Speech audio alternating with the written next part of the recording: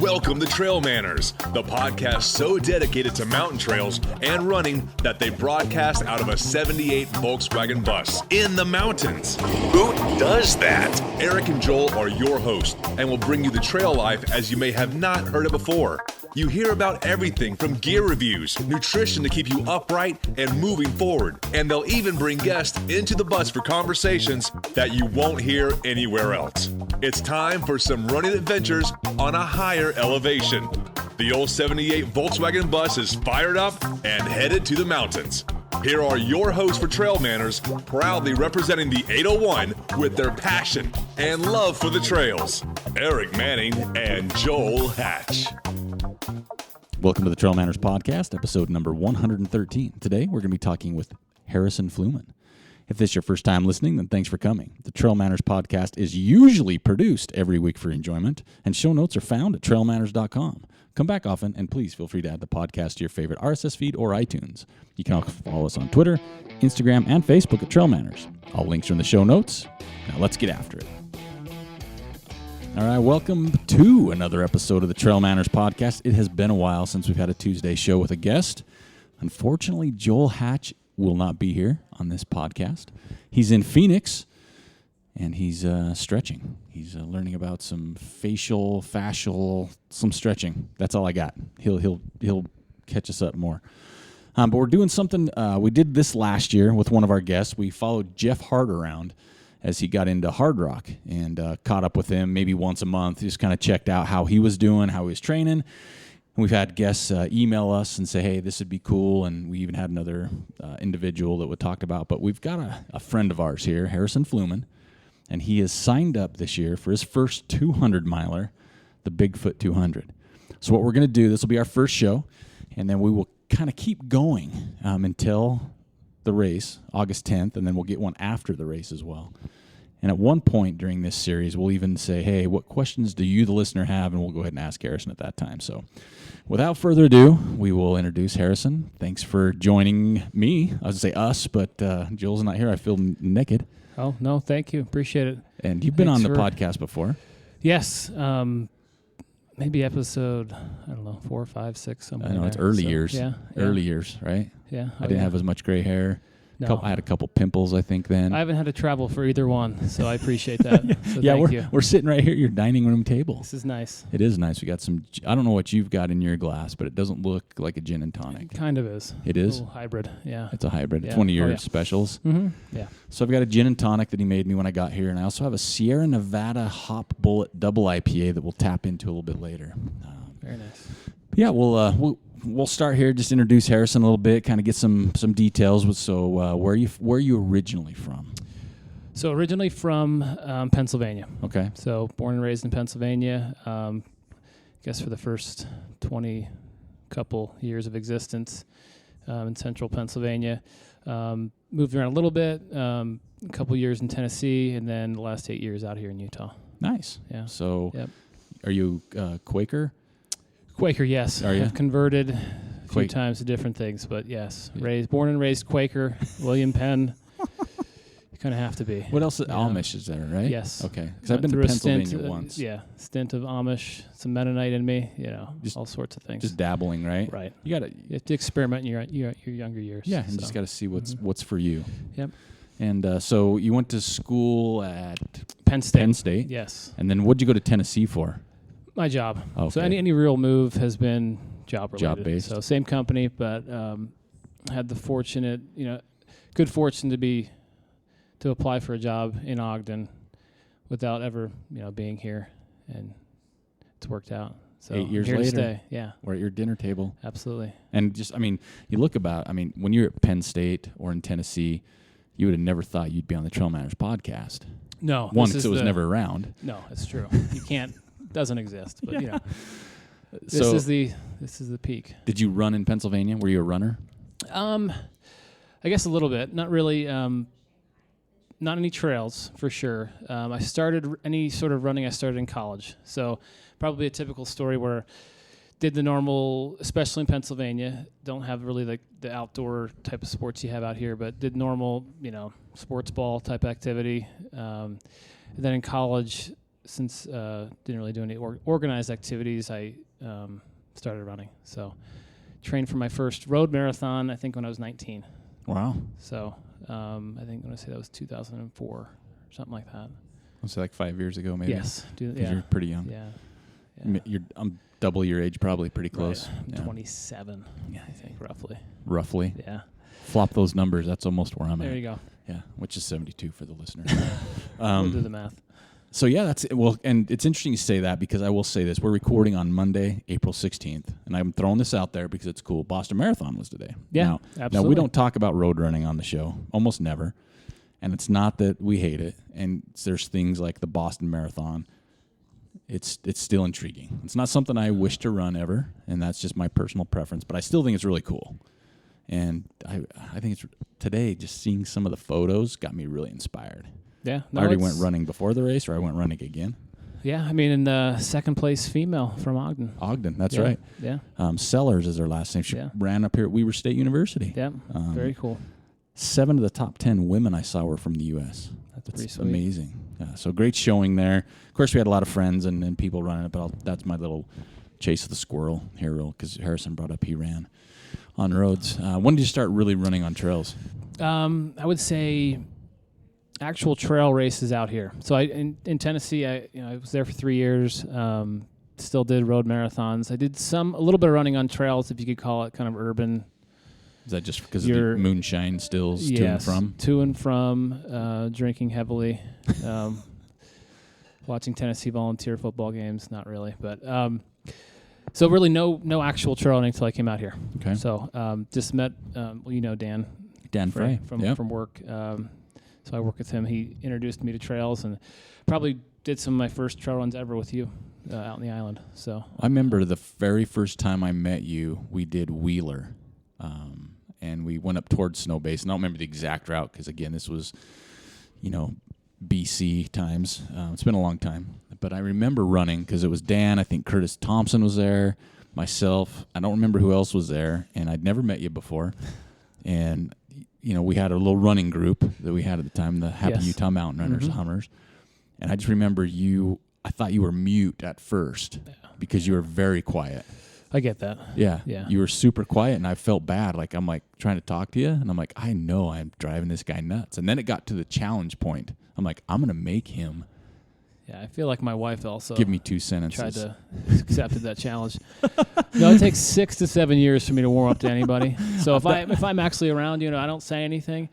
It's nothing personal. Well, I figured that out. Yeah. And even Dan would say, because I said, Dan, is he quiet or does he not like me? Just don't approach him. Don't look at him square in the eyes. And I didn't. He'll run away. Because I heard you wrestled too. And I'm like, if I look him in the eyes, is he going to full Nelson? Milkshake. We talked about that the other day. The milkshake. Mm-hmm. Yeah. But yeah, it was pretty fun because it was. I don't think it was like anywhere near your first trail run, but it was the first time I ran with you. But you were fast then. I mean, you were younger, so obviously that helps. Yeah. But you were always healthy and fit. Yeah. Right. I mean, you're a healthy person. You're fit. You work out. You wear tank tops, short shorts, 3-inch inseam, split seam. Yeah, shorter the better. Shorter the better. You don't see anybody. If Boston Marathon, I'm sure that no one was wearing long shorts that won that thing. That won it, yeah. Well, it was so bad, crappy weather. If they had the long shorts, they just sort of pushed them backwards. Yeah, it's a lot of chafing. So you came out here to Utah and you got into trail. Did you immediately? I don't want to say fell in love with trail running, but you kind of get away from the roads a little bit, or did you kind of dabble still in both? Well, I would say, fortunately or unfortunately, where I moved was not the best. It was Farmington. So that's right. So I moved to Farmington at the advice of a realtor. Not, in my opinion, the best. No offense to anyone from Farmington compared to Ogden. So there was not a whole lot. There are trails. The access is a whole lot better than I've ever seen in my life before. But a little bit at first, I would run mostly during the week on roads, and then on the weekends I'd come up to Ogden to run trails, basically. So that's kind of how it started. Well, Farmington's not close to where you were working, though, either. You were at least 40-minute drive, right? For whatever reason, we were sold Davis County, so... Gotcha. And Farmington does have some great trails. And it's come a long way since you first moved in. Let's get that straight. But you still... Are you do much road running now? Or is it just kind of out of have-tos?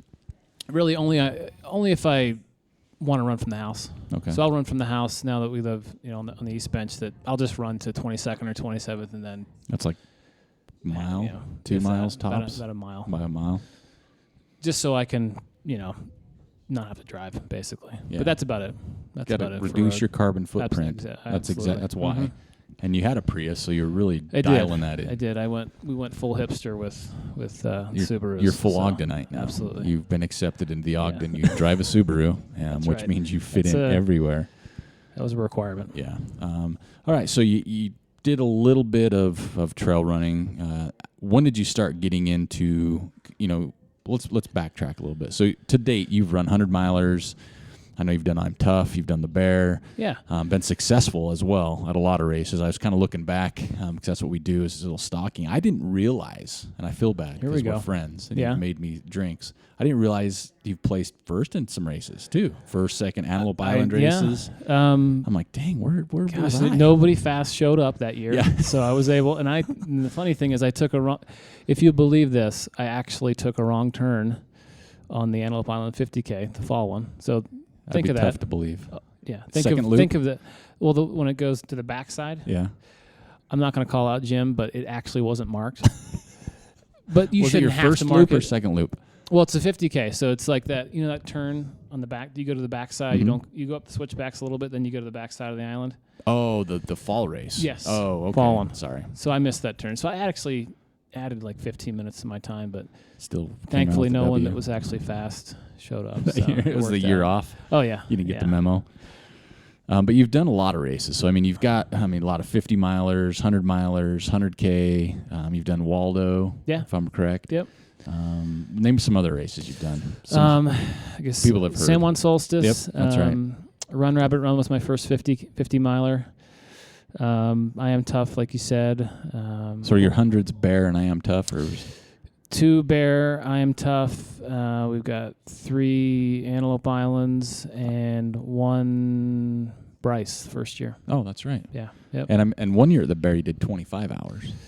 Yeah. First time I did the Bear, I think it was 2012, 25 something. Okay. Yeah. So did you immediately fall in love with the longer distance, or is it just something you did to test yourself? How did the correlation go to get to that 100-mile distance? I guess just kind of reading about it, being around, the people in Ogden or the Ogden area that did the longer distances. It kind of appealed to me. I guess you kind of progress to that longer distance just to see if you can do it. I guess to start. And I can't say that I'm actually really good at the 100-mile distance. I think it's there's just very kind of few people that can say that. Though. Yeah, it's just an intriguing thing to where it's a long time. A lot of bad shit can happen, and I like running at night a lot. Yeah, and it's just kind of fun to problem solve and see what's going to happen. So that's kind of how it happened. It is kind of a natural progression to 100 miles. I think the first one was on Antelope Island. Yeah. So I was kind of the mindset that I like to run, and I'm normally running flat stuff, so I figured Antelope Island was the best. That is a good first one 100. to do. And it's not everybody's cup of tea, like yourself. Myself, but, I just at that point I just wanted to run, and hiking and the transition from roads to trails is a little hard because I'm just used to just running. Did you feel guilty walking when you started running trails? Do you feel like I should be running? Oh yeah, absolutely, and especially on Antelope Island because at my second loop, it was my first 100. And I did okay, and that second loop, if you're walking, and you're walking on Mountain View, you feel super shitty because it's the flattest possible trail you can. But at that time, I had never been on my feet for that long, and everything hurts, and it's got to walk. Yeah. So. What's your favorite race distance? If you could pick one. Favorite is probably evolved to the 100-mile, but really? The best, I'm probably best around 50 miles. Okay. Yeah. So would you classify yourself as being competitive? Not necessarily with somebody else, but like with yourself, driven, competitive almost. It sounds sad, but I've gotten less competitive. I don't know if this is a natural progression, but when you come from roads, it's kind of it's a time-based thing, and everything is purposefully flat to see where you improve or whatever it is. So it's kind of hard to get out of that mindset, but I'm not incredibly competitive. I race a lot of times when I'm not in like perfect shape. Peak shape. So it's kind of evolved to where I know my body and I know how I feel and how how in shape I am, but I'll still race. And I'm not going to finish where I would be if I'm in peak shape, but I just like to race, so I'd rather just be out there and do it.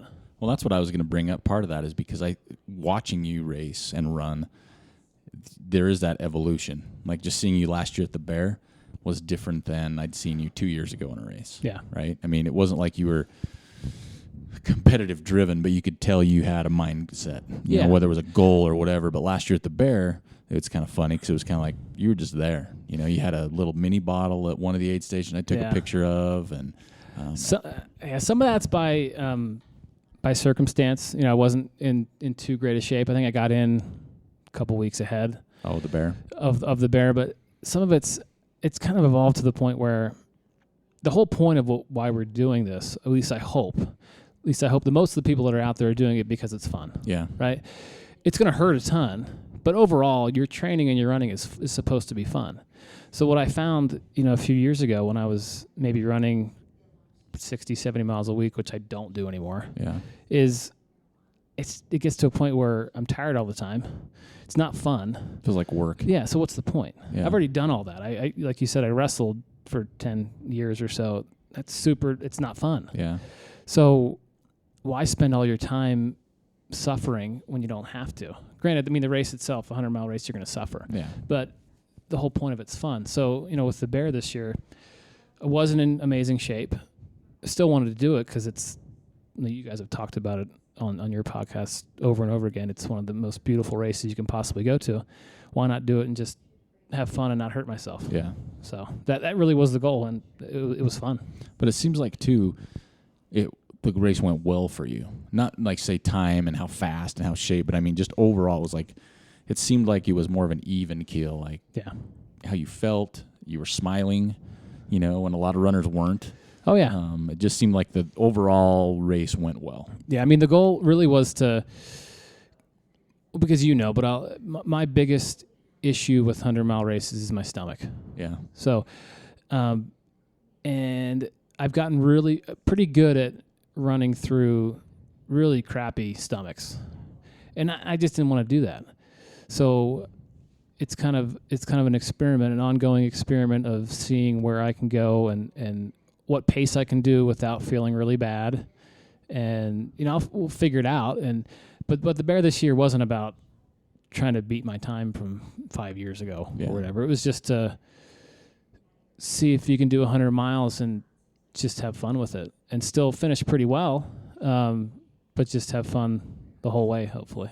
Well, like I said, the few times I did get to see you, whether you were or not, it looked like you were having fun because we were laughing, kind of cracking jokes. You at one point, I think it was Franklin, maybe I can't remember which one. I did throw up. Pucatorium. Yeah. Vomitorium. Vomitorium. We got that's not a real thing. I don't know. I looked it up on the internet later, but I knew it wasn't. You said it was, and we were like, no. Damn no it! way. It was not a real thing.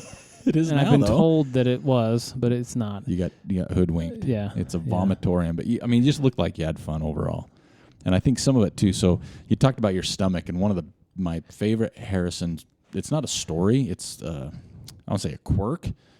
I don't even know what you call it, but it's a part of you is how you the nutrition you race with. Oh yeah. It's pretty scientific. So I know 1 year, and might have lasted more than a year, less than a year. It was Skittles. And the main reason why that's gone, and this is very scientific. God, those things shake a lot, and they make a lot of noise. They rattle. Yeah, and I've gone away from that because, Jesus, it's like you're making so much noise. It's almost too loud for headphones. It's embarrassing. So right? that's kind of embarrassing. You feel like the janitor coming down the hall almost. So we went away from Skittles. It is a joke, but I haven't figured it out. As far as like racing 100 miles hard, I know some of the reason why I suck at it. Yeah. But it's general. It's a general. It's one person's sucking is another person's good day or whatever. vice versa. Yeah. But it's rare that my legs are the problem. it's most of the time it's my stomach. So, I've had to experiment, and you joke about it, but yeah, Skittles, I mean, I've tried all kinds of things. I can't do gels. Yep. I'll actually throw up if I try to eat a gel. So anybody out there that actually has not had a super shitty stomach, you be thankful. I mean, truly thankful that your stomach is not the thing that stops you. Well, you even sent me pictures the day before a race of jugs of sweet tea. There you go. Like you buy in a store, like gallon jugs. Here's my nutrition for that the works race. pretty well to a point. For honestly, how long? Anything works for like 40 miles. Yeah, right. After that, it's a shit show. Well, it's almost like it doesn't even work for 40. Just you don't need it, right? Yeah. So it's like when 40 miles everybody has their mileage, yeah. right? For years and years, I remember there was like certain athletes like a David Mackey or Max King. Mile 60 was their downfall. Yeah. Right. I mean, they could crush anybody up to a certain point, and there's been a lot of runners like that. So at some point, your stomach's going to handle whatever you give it. Yeah. And then at some point, no matter what it is, you're going to have this lull. Yeah, and for me, and that's why I say the 50-mile distance is probably my best. I can go 50 miles roughly and eat pretty poorly and still be okay. But I mean, that's great. I mean, it's fun, but it's more fun to me to try to figure out past that 50 miles if I can ever figure that out. Have you tried like normal foods, like I'm gonna say sandwiches, quesadillas, burritos, avocados? A little bit. It's weird. It gets to the point where I just actually can't stomach anything at all. So just the bear was different this year, but it's kind of an experiment of slowing down a little bit. And well, that's what I was gonna say, because if you're going slower, your body has a little bit more time. Yeah. To deal with issues, or your stomach, all the blood's not just going to your legs or whatever else. So do you think that had a little bit to do with it? Oh, I'm sure. And when I say I kind of know the problem, maybe it's laziness. I don't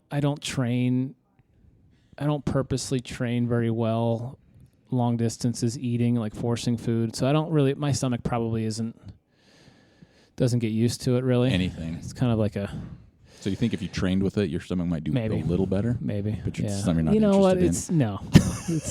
It takes a lot of effort and planning. It takes a lot of, Or you could just run 20 miles and suffer through it. Well, there's not a lot of storage in a 3-inch split short. No, there is none. So especially when you cut out the liners. Yeah, so there's you really nowhere to hide. Yeah, you got one little teeny zipper pocket that can share a slot with your key, That's right? True. If you drive. If you have those. I wear shorts from like 2011, so there's no have the pockets zipper. or nothing. No. Yeah. Well, this makes sense. I mean, those are like the old school gym shorts with the That's little right. I got away white from the trim cotton around them. The cotton champions or Russells. The gym class coach shorts. Oh yeah. Maybe has a pocket in the back, but like the wallet pocket. Yeah. Like normal pair of shorts. Yeah. Tuck them in. That works. Good. So yeah, that's what I was gonna say. It seems like you're just more relaxed. Do you feel like you're having more fun now when you run a race now than you did maybe 4 years ago? I do. I think the lack of we got some. The curtains are going down electronically. This is scary. This is like the fun house. The lack of, I guess, I don't want to say planning or just being more relaxed does make it more fun. Yeah. For me, I kind of used to cling to knowing how many miles I had a week, wearing a watch, making sure I'm doing X amount this week to peak for whatever. Yeah. And honestly, it's weird. I found that that just causes stress. It makes it less fun for me. And the whole point of this is fun, at least for me. So let me tell you this. I went on a run this morning, and I went 7.94 miles.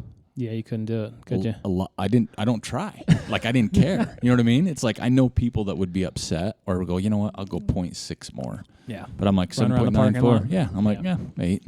I've classified in my mind as 8. It's embarrassing. I probably would have ran around the parking lot, 7 years ago to get that 8 miles. See, and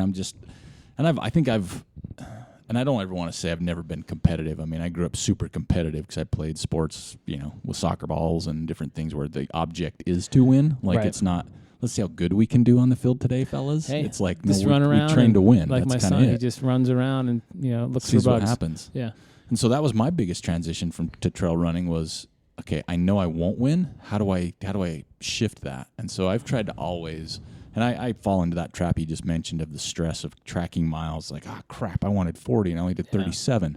And it starts to almost backfire on you mentally. Like I didn't train enough. It's like, okay, was that 3 miles really make or break what you did? It doesn't. And sometimes it's a matter of what those miles were like, right? Yeah. Were they and I don't want to say quality like a mile's a mile. I don't care how you look at it, but effort-wise, terrain-wise, and did you enjoy it? Yeah. And I think that makes a huge difference. And so for myself, I see the future. I'm really trying to focus on just enjoying it, right? Because you nailed it. I got into this because it was fun. Yep. I didn't get into try and podium, win a race, would get sponsors, anything else. It's like, this is fun, and I love the people. Yeah, and you hit it right on the head. It's supposed to be fun, and you have a lot of, not that I'm elite by any stretch, but you see a lot of people that really go after it and go hard for a few years, and they burn out. Yeah. I want to do it for the rest of my life. Yep. So whether that's racing or whether that's being able to backpack in 15 miles of the pack and not feel terrible the next day. Yeah. That's kind of why I do it. I mean, to have that physical ability to do it and just enjoy it. Well, I think what you're going to find coming up in the future, there's going to be more literature and studies about this new method called tapering up. I've been hearing so much about. I see. It's new. It's kind of cutting edge. Right. That's the best way to put it. Not a lot of people have. Not a lot of research has been done yet. Not yet. It takes a good Right. 5 years before they really dial in. Kind of like the FDA. Yep. It takes many, many years to get something approved. But that I think you're going to hear more about that, and it's been proven to be beneficial. Right. And I won't want to pull out the stats right now, just because I don't want to cause a lot of 90% craziness. of the time it works. 90% of the time, something like that. Yeah, I don't know. It's what the really saying Yogi is. Berra-like, Right. Yeah. But you'll catch on to it, and I know our listeners have, and it's really sweeping the globe right now. It's exploding in pockets. Yeah. In pockets. Yeah, right. Well, so let's jump into it. So we've talked about kind of where you came from, the natural transition to 100, enjoying it, slowing down, and you're kind of combining all those things for the Bigfoot 200 because you have to slow down. Yeah. If you don't want to do this because you enjoy it, why the hell are you doing Right. it? And it's that whole loving what you do, right, and slowing down. So you're scheduled to run the Bigfoot 200 August 10th. And the biggest question I have, and I'll ask anybody this, and we've had some guests on the show that run it. Why do you want to do the 200? So I guess I never really considered it until I Am Tough. I guess it wasn't last year, the year before. So ran I Am Tough. 2016? Right. Okay. It was a bad race for me. Weather wasn't great. It's a tough course, as you know. You've been on the course in the a name. few times. It is tough. I think that's what the acronym stands for. It is tough, something like that. So that was that race really was the first time I actually thought about it. And the only reason is because I had, it didn't go well. I mean, my stomach went so bad during the night where it got to the point where, throwing up constantly. It was just a bad maybe 10 hours where I was, dizzy, whatever. And eventually slowed down. I had to employ the method that I learned at the Bear when I was pacing John that one year, when I shit myself 1,000 times. Remember that one? So the only thing that cured that, literally, was to not eat or drink anything for hours. Wow. So I did that. Eventually that settled my stomach to the point where, I wasn't dizzy and throwing up because there wasn't anything to throw up anymore. But the sun came up. I was with Brian. The sun came up. I reset my stomach through the Bear method of not eating or drinking anything for hours. And I was able to eat, kind of recharged. And, from mile 90 on after the sun came up, I ran lights out. And I'm tough as 100, but it's been documented anywhere between. It's 108, I think. Yeah, 112 to 108 or 107. It's been kind of a mix there. So this last roughly, if you want to say it was 10 miles, it was 18 miles, whatever the website says, but actually turned it around. And I remember saying, to Brian during that point, I could run 200 miles. So just because of that the lowest I've ever been to where this isn't, you can actually recover and be fine. How long? Do you remember what your finish time was for that race? It was a little over 30 hours. Okay. So, and you thought you had one of the worst times, race wise, but you thought, oh, let's do a 200. Yeah, exactly. That's how makes sense. Yeah, that's how it works. Perfect sense. Yeah. But it went from this absolute incredible low to, wow. I mean, you can actually turn this around like 180 degrees. Yeah. So that was kind of the first time I thought of it. And then kind of progressing through to the bear this year where I wanted to just kind of slow down and see how my stomach reacted. And honestly, the last thing, I bet 2 days after this is when I signed up, maybe roughly. So I listened to your podcast with Phil Lowry. Yeah. Yeah. On the Bigfoot. And that was the final thing that kind of sold me on it. And was there anything in particular that was said that kind of triggered it, or was it just the entirety of it, or was there? Just the logistics of it, the new challenge of it, the opportunity to sleep, which is very intriguing to me, because there's a lot of times during the night where it'd be sweet if I could take an hour nap. That'd be great.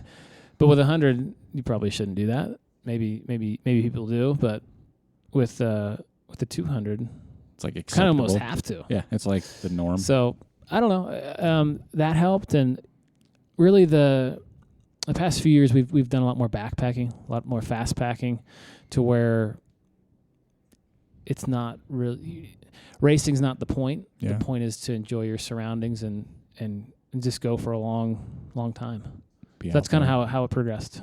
Well, speaking of a long time, do you know you're projected to finish in 76 hours, 36 minutes, which is 3 complete 24-hour days and change. How does that hit? Oh, well. Did you know that? Did you see that on Ultrasign? I didn't, but that is pretty much gospel if it comes from that. That's what I looked at Ultrasign up. And I'm sure there's like a person with one ultra finish that's going to finish in 45 hours. Yeah. But I was, as far as finish time, assuming I train fairly well, and that's a loose term yeah. because see what happens with my yoga schedule. I think I can do around 70 hours. That's probably the goal, because 2 30-hour hundreds, and then plus some sleep time and change and I mean, how does that make you feel though? Like when I hear that, like when I was reading this, looking at Ultrasign up, I'm like, okay, 76 hours. I thought in my head, okay, that is actually 3 24-hour days and change. So I'm thinking, okay, that's like if I just stay awake from Sunday or from Thursday, that's all day Thursday, all day Friday, all day Saturday, so early Sunday morning. Right. I mean, you get a lot of shit done in that amount of time. You can. Right. So how does that equate in your head? It's kind of because you're racing hundreds. A bad day for you is 30 hours. It's more it's more intriguing because it's as much as I love mountain hundreds, I don't think I'm that great at them. I'm a little bit better at just kind of running. So when you say mountain hundreds, you mean stuff with elevation, right? And up and down. So like Bear, Wasatch, whatever your classic. The other way would be just your flat, like a marathon for 100 miles flat. Right. Okay. Right. Kind of the boring stuff that not many people like. But your August 10th isn't terribly far away, realistically. Right. I mean, someone posted on Facebook the other day, because I'm doing the Beaverhead 100K. Yeah. And my training's been a little lax the last few weeks. Well, there. And someone posted 100 days till this. I'm like, whatever, dude. It's not till July. And then I'm like, it's February. Yeah, right. That is 100. You sucker. Why'd you put that? So if that's 100 days, you're probably 130 days away. Right. I haven't done the math, so thank you. I appreciate that. That's what we're here for. We like to bring reality, inspire, then bring down, crush, right, and rebuild.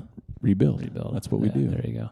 I appreciate it. Hopefully you'll rebuild over the next few minutes. So we'll build. Right. So 70 hours, which is purposely you'd like to do that. I mean, what is that in your head right now? What do you think of that? 70 hours, is that something you look at? It's obviously got to be daunting to a certain degree, and there's that unknown you talked about earlier in the show about 100 milers. This is like a whole complete different ball game. Yeah, it's kind of it's exciting because it's a new unknown. I guess I am tough as a little over 100 miles, so obviously it's like double Yeah. So it's just kind of it's an That's unknown that's that's fun. Quick math. Yeah. You're like you me. That, I like 1 that. plus 100. So yeah, it's like double. Right, roughly. Yeah. I don't GPS it, but I don't wear a watch, so it doesn't. Yeah. Yeah, but 100 times 2 is close to 200. You carry the 1 with and you add it. I don't know. You got to put the umlauts over right, it. I'm a supply chain. I put major. umlauts over everything because I Right. like the word. Yeah, I think it's German. It is. Yeah, I don't know. It's weird because it's a long distance, but I haven't really thought about it that much. As far as if it's daunting or not, I know I'll be prepared for it. Yeah. I know roughly how my body reacts to, 100. And So it's your body's gonna rare. react double to that. That's Times 200. 2. Yeah, that'll be double your body. Times 2. Wait. Yeah, that's 2. Got it. It's 200. I don't know. It's just exciting. And the opportunity to go slower. It's a point-to-point race. Yeah. I've ran the Gorge or a couple races. Yeah, the Gorge I think is the only race. Is that Washington? Is that Oregon? Yeah. Jesus, I don't know. The Gorge is Oregon. It's late. Okay. Well, Bear's point to point, right? Yeah, but it is point-to-point. Yeah. So, I mean, that region of the country I haven't really been to or explored. So, it's just more of an exciting thing for me. Now, did you hear we had a guest on the show? Did you hear about the silt? Do you remember that episode? I don't. Okay, you need to go back Okay. and listen to, I think it was Sylvia Greer. There you go. Okay. I guess the rivers at Bigfoot, it's not sand, it's more silt. And so you got to be really careful when you get in the creek early on. Is that quicksand is what you're saying? Yeah, it's like it'll get stuck in your shoes and you can't get it out, and it ruins your feet quicker than sand. So kind of like the moon dust of Bryce type of scenario. Exactly. It was so silt that kind of ruined. And I've talked to a couple people, and they said, yeah, I laid down in it because it was a creek, and it was like there was silt. Cracks, crevices, places I didn't even know existed. I mean, it's good if you're exfoliating, I'm sure. Right. But I don't think you'd want to do that early in a race. And it was early in a race. It was under less than the first 40 miles of the race. Yeah. You could do the Jon Stewart approach to refusing to get your feet wet no matter what. I tried that for years when I first started trail running. Yeah. I Did it work? For a few years, yeah. And then finally I just got lazy. I'm like, screw it. Now I love rivers, man. I like to seek them out. Okay, so now you're getting into 200. Are you the type of person that's going to go into this asking any questions to 200-mile runners like a Phil Lowry or somebody? Or are you just going to kind of wing it based off what you think? I will absolutely wing it, I think. Yeah. I mean, I may read some race reports just to get to know maybe the course itself. Yeah. You have stats and stuff to see how much climbing it is. It looks like my rough research shows that it's double the bear plus a little bit for elevation. Okay. So that was pretty scientific, but so are you talking I don't know a like ton of people. 60,000? Like what's the bear? Like bear's 20? like 18-ish. Is it 18? Okay, so you're looking so it's maybe like 40 or so. I want to say it's like 45-ish. Okay. Something like that. So if I run into somebody, the thing is there's not a whole lot of people that have done them. Yeah. So unless you reach out, which I think we've had 3 on our podcast. Yeah. Sylvia Greer, Ben Light, and Phil. So Phil and him. Yeah. So maybe I'll have Brian reach out to him on the Facebooks. Or you can just re-listen to those episodes. That's true. They were just cutting edge gold too. mine. Yeah, they were full of beta. I did love. Yeah, the Phil Lowry one was very funny. That was good. When you know somebody, it almost makes it funnier. Yeah. So. And it was snowing that day. Yeah. And it was like September. Yeah. It was a good snowstorm. So what's your plan between now and Bigfoot? Is there do you have races on the schedule to prepare you for it, or is it just strictly training? That's good that you mentioned that. Absolutely. I have a very important A race. It's Ogden Trail Running Festival. Oh, yeah. The Gib Wallace 10-miler. Yeah. That's speed work. Yeah, absolutely. Yeah. That's the only race I have. I mean, I did the 25K and the 50K on the island just to kind of get running again after trying to ski as much as possible. This winter. So, it'll be just more ramping up. So are you potentially going to do any races between now and then, or are you just going to do it all training? Probably all training. I think the only thing we've got really planned that would lend itself to inherently getting good miles in is Hardrock. So being down there for Hardrock, I'm sure you and I will get the Fluman Manning camp. Absolutely. We got 2 campsites next to each other. Yeah. We can sleep in the same tent though if you're. I got a 5-man, but if you want to, I got a 2. I can bust out a 2. We could do like we have a really small 2-person tent, so if you want to squeeze in there. I'll try to test out my new 5-person. It's got a vestibule. I gotcha. I like that word too. Yeah, it's got like a porch built in. Yeah, so I can just hang out there. Yeah. So I mean, as race goes, I don't think I have anything or nothing really biting at you. Speaks to me. What about training wise? I mean, is there some goal things you want to do in training now before then? I mean, you got to figure, like, if you run a 100-miler, you have your long run. Some people do a 30 or maybe a 40-mile long run at some point, but 30 is kind of a good standard. Are you going to do, is there like, you're doing a 200. So what's your training regimen kind of going to look like? And we'll touch on this in a later show, but are you going to look for more on your feet miles? Yeah. You know, on my feet will be, I'll be more of my, I guess, goal. So it'll be more time-based, I think, than miles. I mean, I've got some routes that I want to do. I'd like to do, Indian, Hidden, Malins, up, Malins Basin to Mount Ogden, down through some of the stuff and a snow basin. So, I mean, just some local stuff, really. Just to be out for a day almost at a time. I mean, that's sounds like that route you just explained, that's a good 8+ hours. Yeah. So really the goal for me is to continue kind of the evolution of getting slow. And well, you know what? I will take you under my wing because I've mastered that. It doesn't seem that as daunting. It just seems more fun. It just be outside all day, and I'm sure I'll plan to do more. I'll throw in some long runs at night. Yeah. I love running at night. I don't know why. I love running like through the night. So that won't be a huge stretch for me other than the lack of sleep. But let me ask you this. Is there would you train or would you try and train to where you took a nap? Like maybe from your house, ran, a good point. Come back, take like a 30-minute nap. Because that every time we talk to someone on the show, that was my biggest weirdo, right? I'm like, how do you do that? Like, I don't nap during the day when I'm tired. I can't nap. So I'm thinking if I did that race, I'd be scared I'd just keep sleeping. Yeah. Right? So I'd time out on the trail. I'm like, I ran about 10 hours and slept for 30. Oh, my God. It was the best sleep I ever got. Ever. Crickets. I woke up. But it was amazing. But then getting going again, right? Yeah. After sleeping for, like, being on their feet for 100 miles, taking a 30-minute nap, and then getting up and thinking, is this working? Because you run a 100-miler and try to walk to the car after you sat down. Yeah, no, that hurts. So is that something you've thought about? That's a good point. I might try that. I don't think the issue for me is going to be, I'll absolutely be able to fall asleep, during the race. Yeah, absolutely. But that won't be a problem. Getting up and going again is my thing. Yeah, I can't say that I know what's going to happen with that one. But that's what I was curious. That's a good point. I could fall asleep. I could fall asleep right after we hit stop right. Right. Yeah, and that was one of the intriguing things because how many times during 100 that during the night you get sleepy and you're kind of weaving and God, you just want to sleep. Well, let's see. If you ask Debbie Farka, I fell asleep on Scotts Ridge. As we were walking, she turned around. I was laying face first. Heard about that one. Yeah, so I can do it. Took out a few teeth. Almost. Yeah. I'm glad I didn't. Yeah. That would have been an expensive race. I'm just curious because there's so many. It is that different layer, right? I mean, there's so much beta out there for 100 miles and everything else, and you've already done them, so you kind of have an idea how to tweak it. But when you're jumping into, as we've discussed here, ×2, which is 200, right? That's just a whole different realm to me. Like me and Joel talk about it, and I'm like, there's parts of it that do intrigue me. I'm not going to lie, but then I take a step back and think of reality. And I'm like, nah, I'm good. Yeah, we'll see. I can't say that I put too much, scientific thought in it. I mean, and it's one of those things where,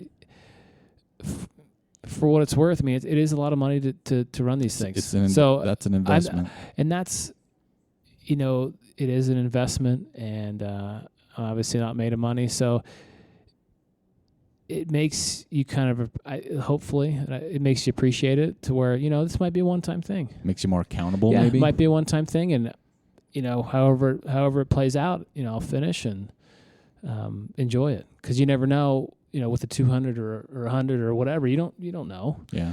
If you'll be healthy enough to run the next one. So, well, the people I've talked to that have done 200 miles, I know there's still quite a few people that have done 200-mile races, but I know the people I've personally spoken to. I mean, we saw it happen to Phil Lowry. Yeah. He's a good example. He's hooked. Oh, yeah. You know what I mean? He's running Bigfoot. Mike McKnight, Ben Light, these Sylvia Greer, these people just love it, and they're looking for more. And I got to tip my hat to Candace Burt. I mean, because she obviously puts on a first-class event. I mean, I've never heard a negative thing about her races. So, I mean, that's got to be a little bit relaxing, right? Yeah. Because I know anytime there's a first time going into some, it's like, I don't know if I can do this. I don't know the aid station, I don't know this. But, I mean, I think from that point of view, you have no worries, right? And like you said, unless you start reading race reports to figure out what they're like. 'Cause they were saying, some are 20 miles apart, aid stations. And I had 7 hamburgers. And I'm thinking, man. God, I hope I can eat 7 hamburgers at any aid station. So just sprinkle some Skittles on there. Right. Yeah, I'll get 3 Skittles in, and I'll be wanting to head out. And hopefully I have smart people that are pacing me that tell me to sit down. Nice. So, well, hey, thanks for sitting down with us. We're going to, we've got some other shows planned with you, and then we'll kind of tab on more of training. How's the training going? And then we'll start talking about some race strategies. Okay. Kind of your team you're putting together. Yeah. The all-star assembling team. some sort of superheroes. Yeah, the Legion of Doom. Yeah. So we'll kind of get into that, and then we're going to actually, maybe not the next show, but the third one we do, we'll probably throw some questions from our listeners in. We're going to say, hey, listeners, what do you got for them? And I don't care if anything. It's fair whatever. game. Yeah, we'll fair Absolutely. game it. So, yeah, I'm looking forward to the series. Like I said, we had a great time last year doing this with Jeff Hart because it was just fun to see the progression. And even talking to him, what was interesting is like it kind of gave me a little more pressure for him. He's like, and it was Hardrock. He's like, I wanted to do well, and it was kind of fun, and I felt bad because I'm like, oh, that's the last thing we wanted to do. Is throw pressure or accountability on it, but it worked out for him really well. The last one we do. Too late. Our listeners are expecting more. Please don't publish this. I need this show. But yeah, thanks for taking the time to join us. We'll be following you along the way, obviously, and then we'll get together a few more times and talk about how things are going. That works. Thank you. All right. Appreciate it. Yeah. All right. Thanks, Harrison. Thank you for listening to the Trail Manners podcast. We'd like to thank Harrison Fluman for joining us. And we also want to encourage everybody to follow us on Instagram, Twitter, and Facebook at Trail Manners, or swing by the website at trailmanners.com. There you can contact us, let us know what you want to see, who you want to hear, or if you would like to be on the show. Or you can hook up with some sweet gear. There's a little bit of, crumbs left on the site if you're looking for some Trail Manners stuff. Until next time, this is Aric Manning reminding you, you don't get what you wish for, you get what you work for. Now go get it.